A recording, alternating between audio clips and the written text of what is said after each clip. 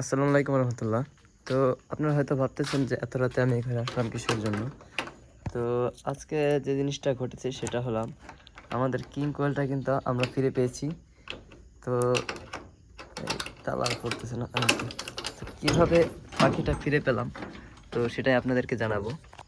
আগে আমি আপনাদেরকে পাখিটা দেখানোর চেষ্টা করতেছি, দাঁড়ান দেখাই। তো দেখুন,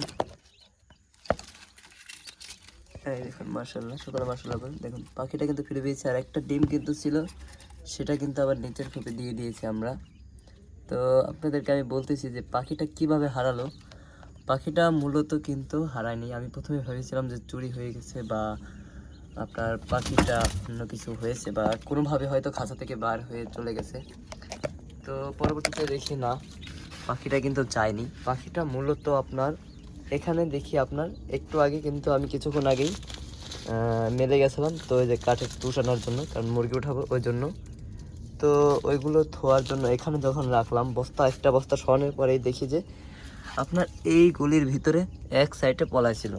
আর একটা মজার বিষয় সেটা হলাম, এই ঘরে কিন্তু একদিন আগে আপনার এই যে এখানে বিলিও ছিল।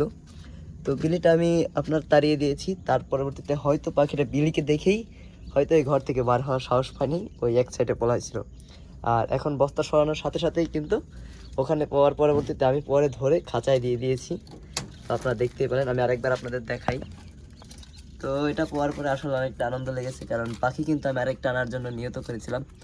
আর হয়তো কালকে আমি পাখিটা আবার নিয়েও আসতাম। তো পরবর্তীতে যদি একটা পাখি আমি নিয়ে আসতাম, তো দেখা গেছে ওটাকে আবার জোড়া দেওয়ার জন্য আরেকটা আনতে হতো। তো এটা একটা মজার বিষয় হয়ে যেত হয়তো। তো যাই হোক, পাখিটা ফিরে পেয়েছি, এটা একটা ভালো। তো আপনারা সকলে ভালো থাকবেন। আল্লাহ হাফেজ।